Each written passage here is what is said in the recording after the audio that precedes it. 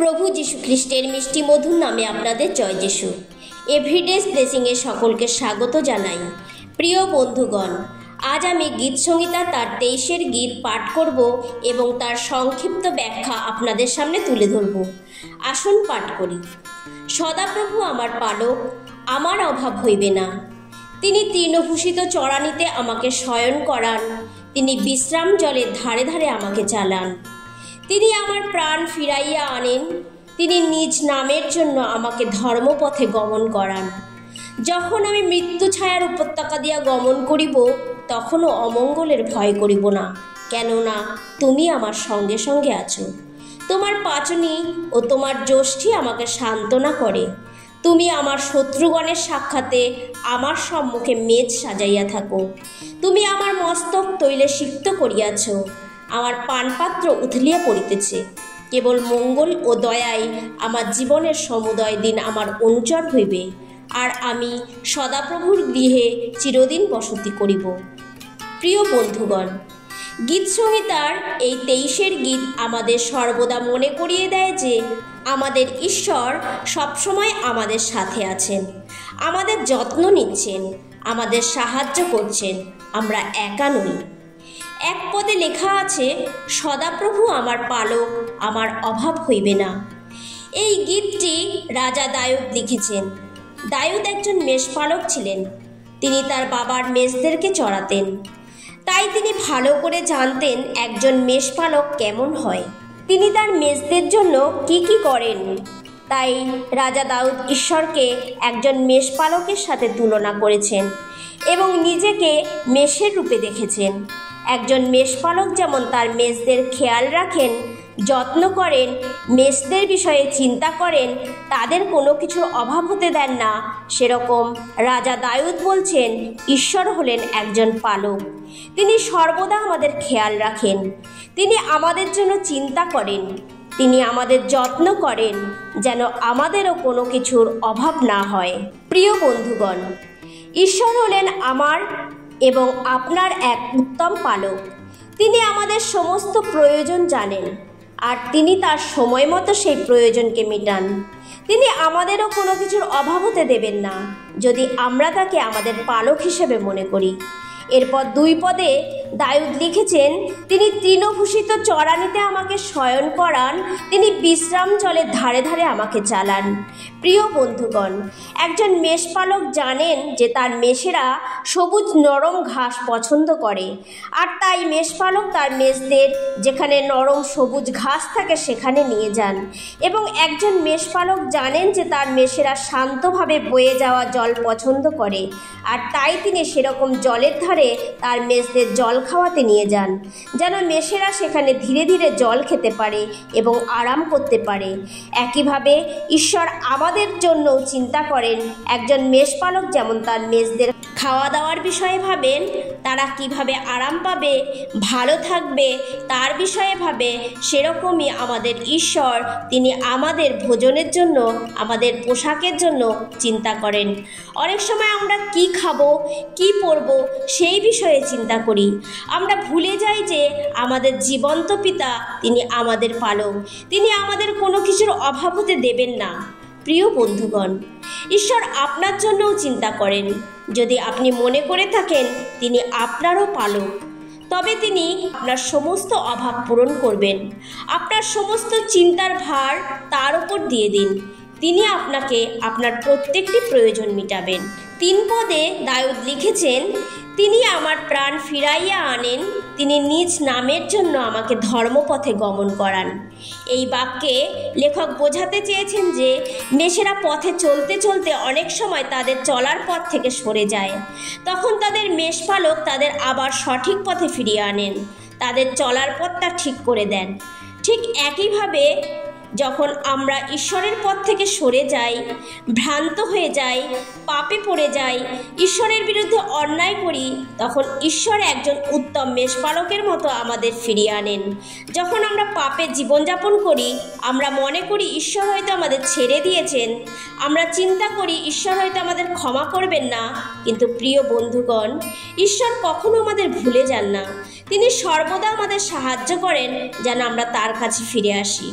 প্রিয় বন্ধুগণ, যদি আপনিও চিন্তা করছেন আপনি পাপে পড়ে আছেন, ঈশ্বরের কাছে কিভাবে ফিরে আসবেন, তিনি কি আপনাকে গ্রহণ করবেন কি না, হয়তো চিন্তা করছেন তিনি আপনাকে ছেড়ে দিয়েছেন, প্রিয় বন্ধুগণ, তার কাছে ফিরে আসুন।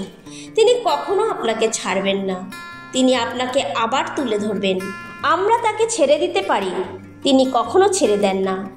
একজন মেষপালক যেমন তার মেষদের আগে আগে যান, যেন তাদের পথ দেখিয়ে সঠিকভাবে নিয়ে যেতে পারেন, সেরকম আমাদের ঈশ্বর আমাদের আগে আগে যান এবং সঠিক পথটি দেখান। অনেক সময় এই জগতে আমরা সঠিক পথটি বুঝতে পারি না, তাই অনেক সময় ভুল পথে চলে যাই এবং তার পরিণামে নিজেদের জীবনে ধ্বংস ডেকে আনি। তাই প্রিয় বন্ধুগণ, আজ আপনার কাছে সময় আছে, ভুল পথ থেকে ফিরে আসুন ঈশ্বরের কাছে। তিনি আপনাকে সঠিক পথ দেখাবেন, যদি আপনিও তাকে আপনার একজন উত্তম পালক হিসেবে মনে করে থাকেন। এরপর 4 পদে দেখতে পাই, যখন আমি মৃত্যু ছায়ার উপত্যকা দিয়া গমন করিব, তখনও অমঙ্গলের ভয় করিব না, কেননা তুমি আমার সঙ্গে সঙ্গে আছো। মেষেরা যখন তার পালকের সাথে চড়তে যায়, তখন তাদের অনেক সময় বিপদের সম্মুখীন হতে হয়। যেমন কোথাও হয়তো ঘন অন্ধকার, আবার কোথাও জঙ্গলি জানোয়ারদের থেকে বিপদ আসতে পারে, কিন্তু তারা ভয় পায় না, তারা নিশ্চিন্তে থাকে, কারণ তাদের পালক তাদের সাথে আছে বলে। একইভাবে আমাদের জীবনেও অনেক বিপদ আসে, অনেক সমস্যা আসে, হতে পারে কোনো অসুস্থতা, হতে পারে অর্থনৈতিক সমস্যা, এমনকি যদি মনে হয় এমন এক বিপদ আমাদের সামনে এসেছে আর তার জন্য মৃত্যুও হতে পারে, প্রিয় বন্ধুগণ, তখন মনে করবেন জীবন্ত ঈশ্বর আপনার সঙ্গে সঙ্গে আছেন। রাস্তা যতই কঠিন ও বিপদে ভরা থাকুক না কেন, আমাদের ঈশ্বর উত্তম মেষপালকের মতো আমাদের রক্ষা করবেন। এই কারণে কোনো বিষয়ে ভয় পাওয়ার দরকার নেই। এরপর দাউদ লিখেছেন, তোমার পাছনি ও তোমার যষ্টি আমাকে সান্ত্বনা করে। প্রিয় বন্ধুগণ, একজন মেষপালকের হাতে লাঠি থাকে, যেন তার মেষদের রাস্তার চলার সময় নিয়ন্ত্রণ করতে পারে এবং জঙ্গলি জানোয়ারদের আক্রমণ থেকে বাঁচাতে পারে। ঠিক একইভাবে আমরা যখন অন্যায় করি, ঈশ্বরের পথ থেকে সরে যাই, ঈশ্বর আমাদের নিয়ন্ত্রণ করার জন্য লাঠি ব্যবহার করেন, শাসন করেন, আমাদের শাস্তি দেন, আমাদের জীবনে তাড়না নিয়ে আসেন, যেন আমরা হারিয়ে না যাই, ভ্রান্ত না হই এবং শয়তানের আক্রমণের হাত থেকে বাঁচানোর জন্য ঈশ্বর লাঠি ব্যবহার করেন। একইভাবে ঈশ্বর উত্তম মেষপালকের মতো আমাদের রক্ষা করেন। এইভাবে ঈশ্বর উত্তম মেষপালকের মতো আমাদের রক্ষা করেন। 5 পদে দাউদ লিখেছেন, তুমি আমার শত্রুগণের সাক্ষাতে আমার সম্মুখে মেজ সাজাইয়া থাকো। তুমি আমার মস্তক তৈলে সিক্ত করিয়াছ, আমার পানপাত্র উথলিয়া পড়িতেছে। প্রিয় বন্ধুগণ, আমাদের চারিদিকে শত্রুরা ঘিরে থাকতে পারে, আর তারা চায় ঈশ্বরের লোকদের কষ্ট দিতে, ক্ষতি করতে, কিন্তু যারা ঈশ্বরের সন্তান, আমাদেরও উচিত শান্ত থাকা। আমাদের তাদের সাথে লড়াই করার দরকার নেই, কারণ এই লড়াই আমাদের নয়, ঈশ্বরের। আমাদের হয়ে ঈশ্বরই আমাদের শত্রুদের সাথে লড়াই করবেন। তারপর দাউদ লিখেছেন, তুমি আমার মস্তক তৈলে সিক্ত করিয়াছ, আমার পানপাত্র উথলিয়া পড়িতেছে। এখানে দাউদ বলতে চেয়েছেন, যখন আমরা ঈশ্বরকে আমাদের পালক হিসাবে মনে করব, তিনি আমাদের আশীর্বাদে ভরিয়ে দেবেন সমস্ত দিক থেকে। 6 পদে দাউদ বলেছেন, কেবল মঙ্গল ও দয়াই আমার জীবনের সমুদয় দিন আমার অনুচর হইবে, আর আমি সদাপ্রভুর গৃহে চিরদিন বসতি করিব।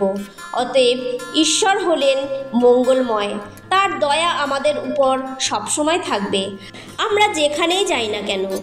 তিনি আমাদের ভালোর জন্য, পাপ থেকে বাঁচানোর জন্য তার একমাত্র পুত্রকে এই পৃথিবীতে পাঠিয়েছেন, যেন আমাদের পাপের মূল্য তিনি দিতে পারেন। আর আমরা যখন তাকে বিশ্বাস করব, তখন আমরা তার সঙ্গে বাস করব, অনন্তকাল তার সাথে থাকব। তাই দাউদ লিখেছেন, আমি সদাপ্রভুর গৃহে চিরদিন বসতি করব। প্রিয় বন্ধুগণ, এত সুন্দর একটা বিষয় যে আমাদের জীবিত ঈশ্বর আমাদের পালক, তিনি সর্বদা আমাদের চালিয়ে নিয়ে যান। আসুন আমরা সেই উত্তম মেষপালককে অনুসরণ করি। এই বাক্যের দ্বারা ঈশ্বর আপনাকে আশীর্বাদ করুন। আসুন প্রার্থনা করি। হে সর্বশক্তিমান জীবন্ত পিতা, তোমায় ধন্যবাদ আজকের দিনের জন্য। পিতা, তুমি আমাদের এক উত্তম মেষপালক, আর আমরা তোমার মেষ। তুমি সর্বদা আমাদের পরিচালিত করো। এই প্রার্থনা পিতা তোমার পুত্র প্রভু যীশু খ্রিস্টের নামে চাই, আমেন।